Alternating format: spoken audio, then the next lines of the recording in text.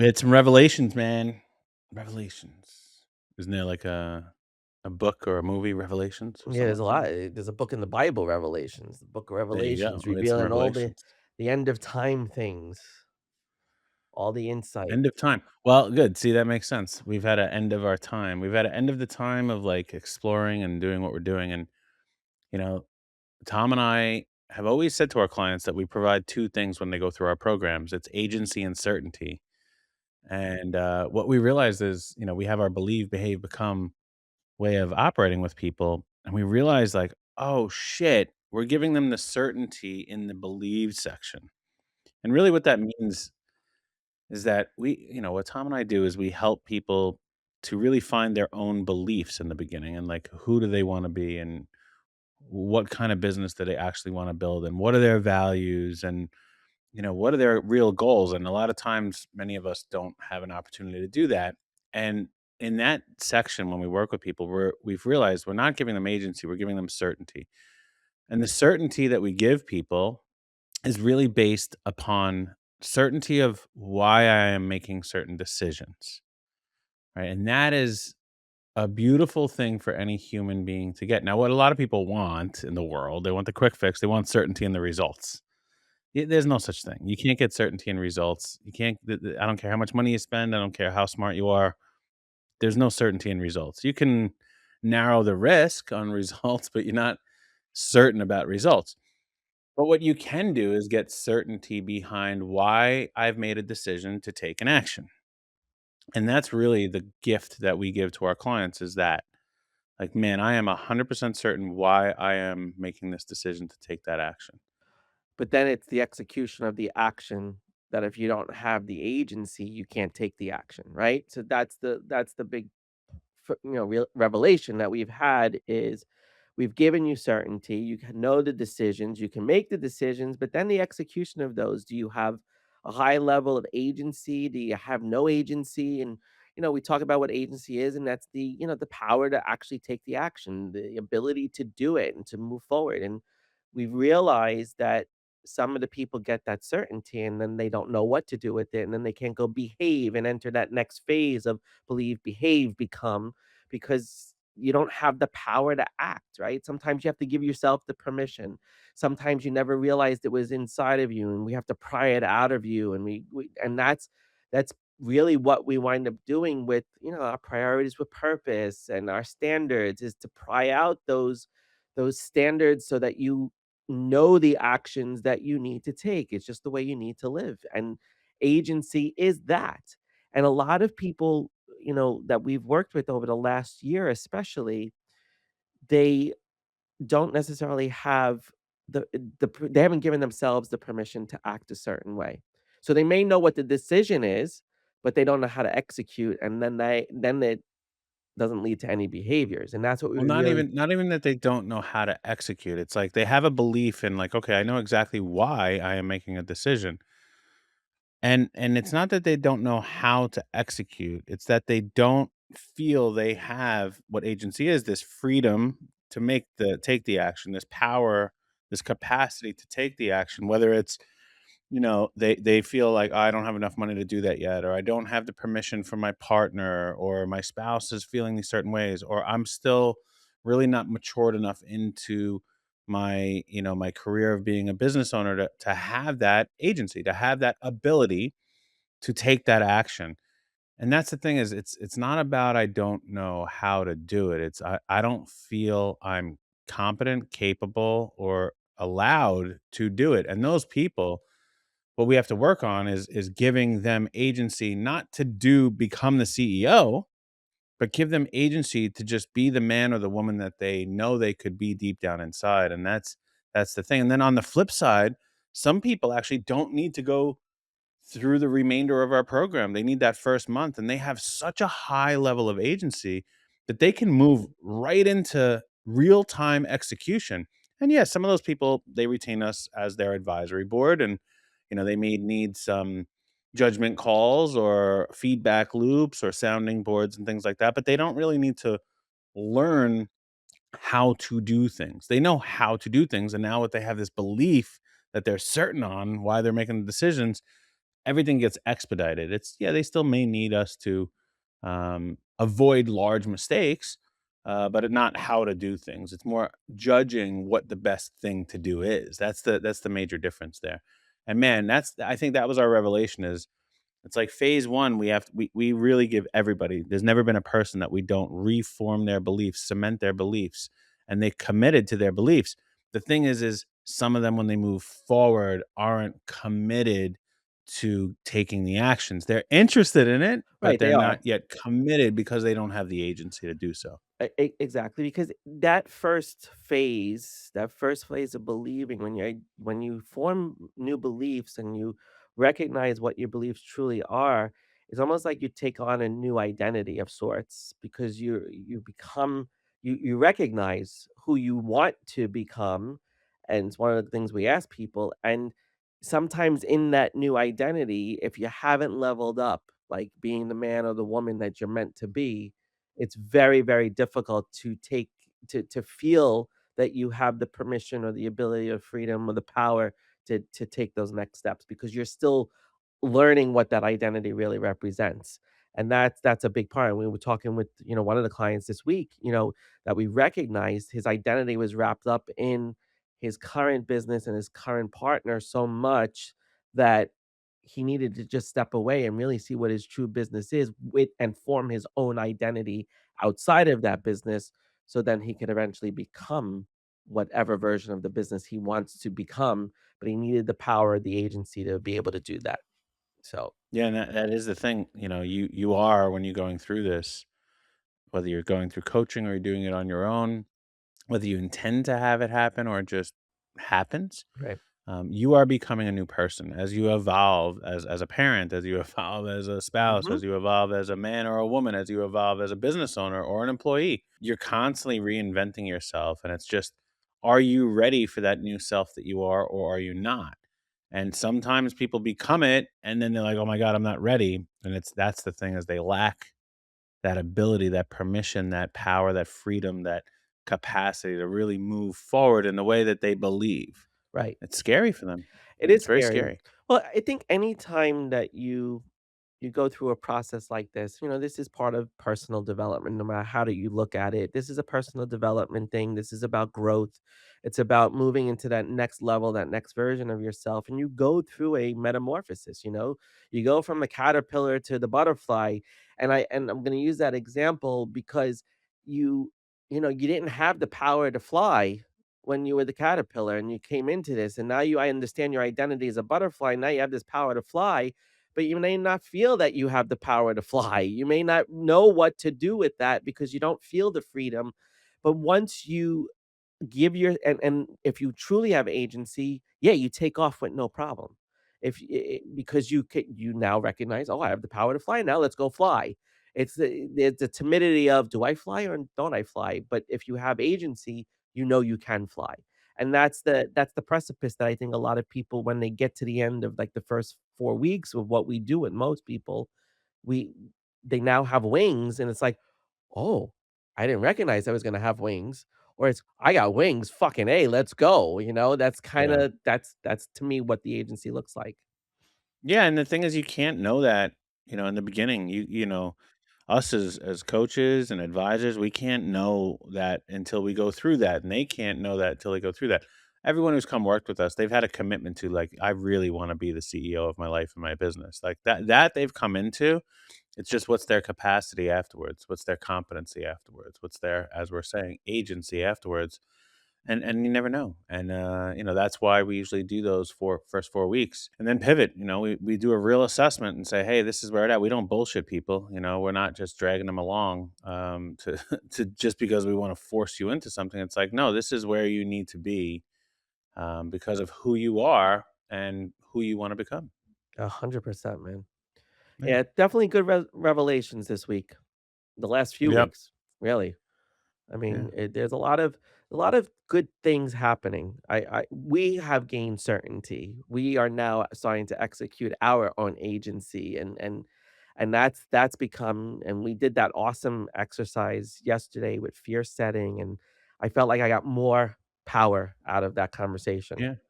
Well, look, I mean, we have to be coached as well, right? So Mhm. Tom and I we're always required to do the same things we do for our clients, either for ourselves or go externally and get that done for us. Like you're always growing. There's no end to this. There's no end to the knowledge. There's no end to how much greater you can be. It's just, are you at a point where you want to be greater or not? And look, plateauing is fine for some people. It's like, this is where I wanted to get to. I'm very happy I'm here and I want to just maintain and stay here. There's nothing wrong with that. But if there's a desire and an urge deep down inside of you, like there is more and I know it and I know I can get it. I just don't know how.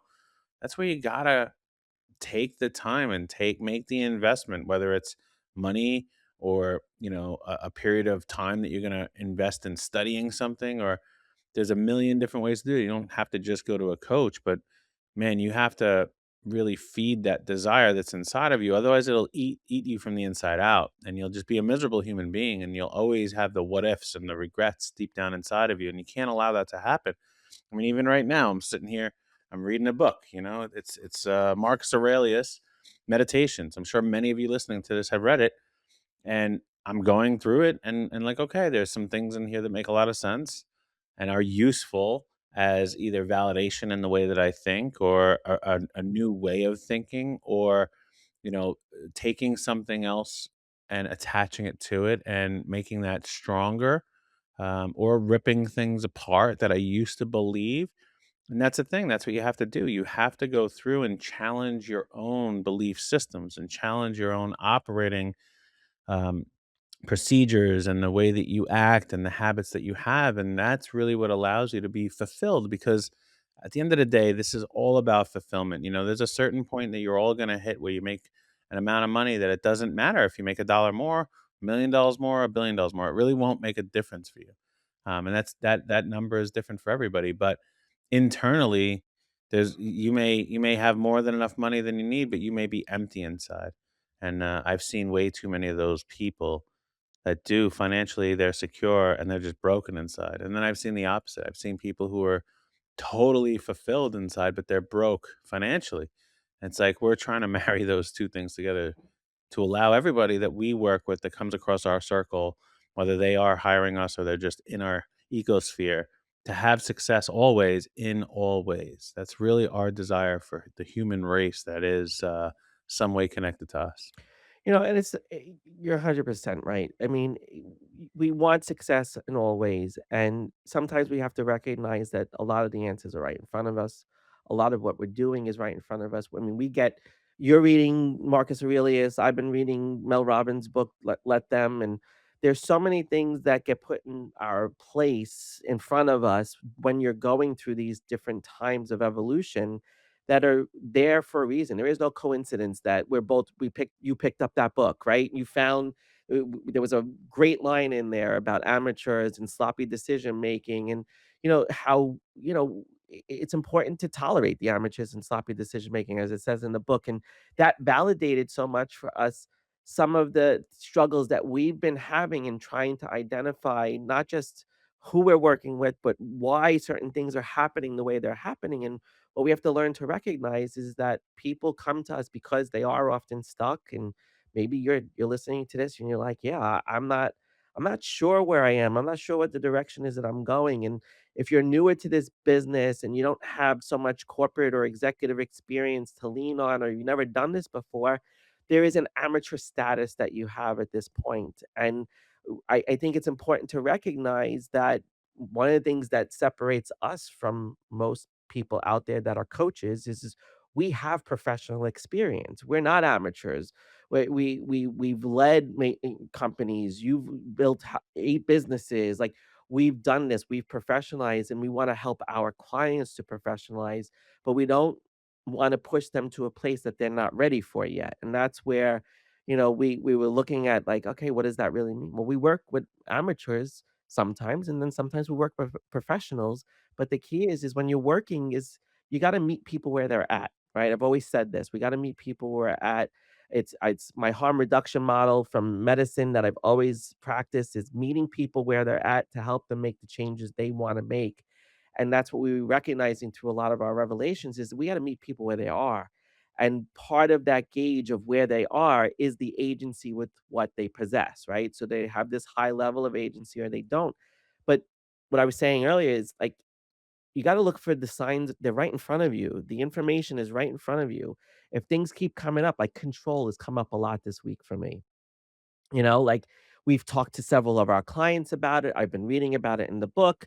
Like yeah, it's all the same information that we already know. You only can control yourself. You can't control other people and you can't change other people, but you can change how you approach it because you're in control. And that's for some reason that message keeps coming up over and over because I've been struggling with that. I've been struggling with like I can't control certain things.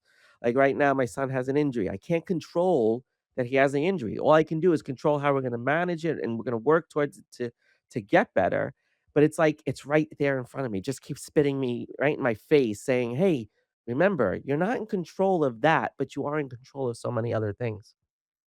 Yeah, I didn't read that book, but the way I look at the difficulty people have with control, is I see many people that they want to control things that are not in their control, and what they don't do is take the time to look at and really integrate the things that they can control. And usually, like that client we talked to this week, if they start to really take control of the things that are in their control, that will allow them to expand to the point where those other things they once desired to control, they now have the ability to do so.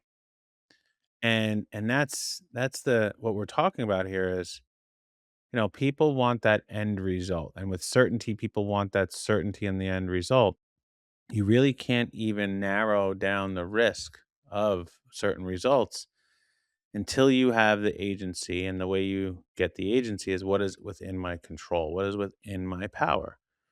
Okay. And that's what you have to be able to understand where you're at with your level of agency. If there was a scale of 1 to 10, are you a 0, like literally nothing, or are you a 10 and like, wow, I really have freedom and power and capacity to control all these things.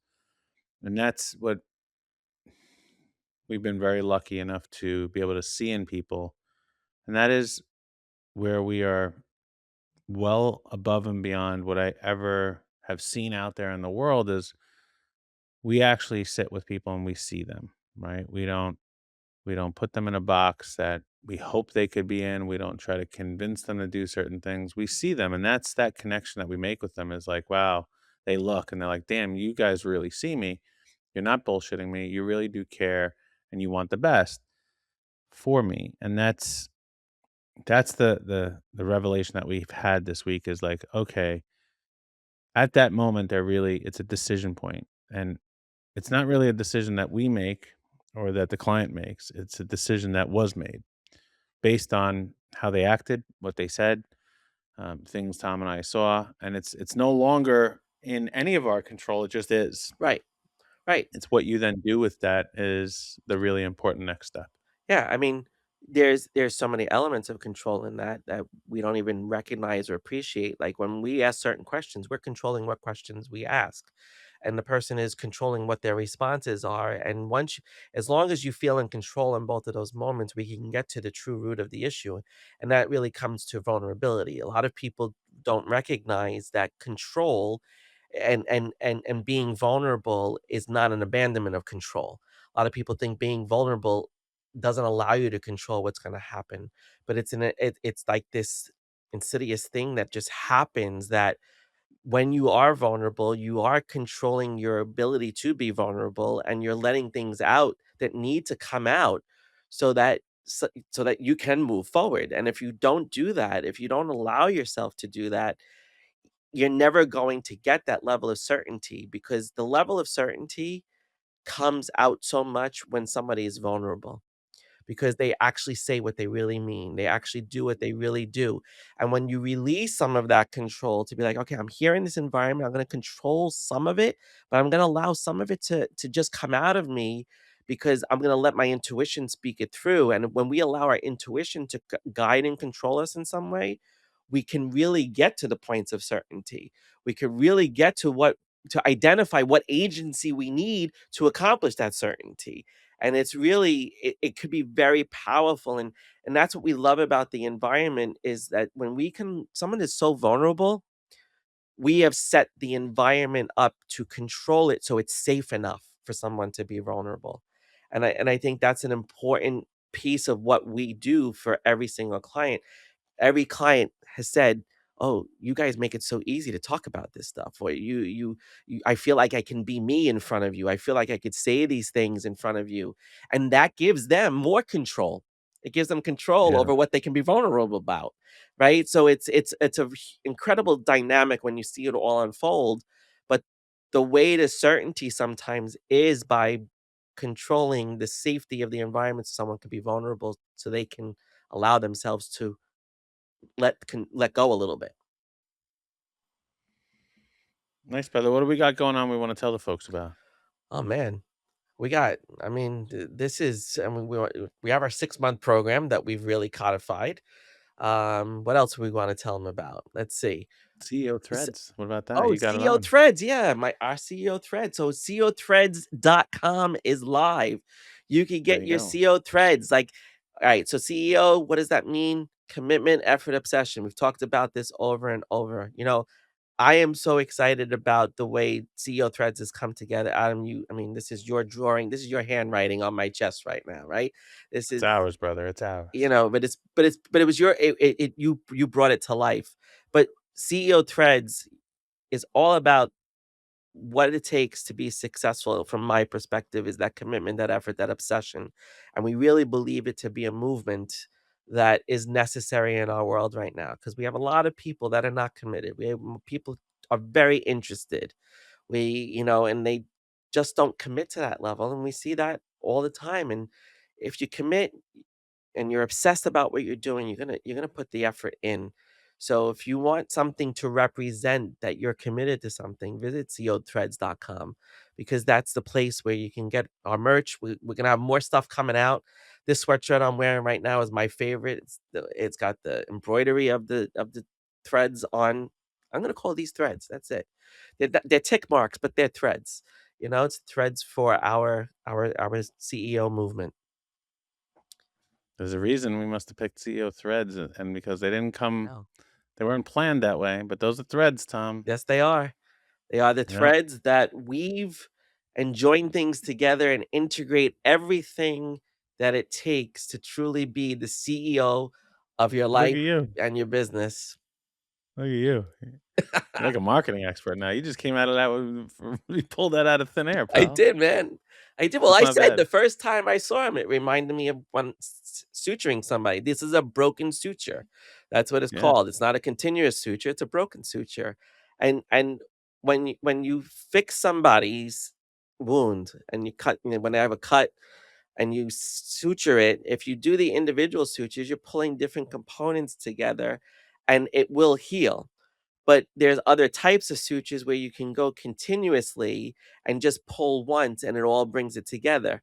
So it depends on how you approach your life. But for us, we have emphasized that you have to be obsessed so you become committed so that you put in the effort.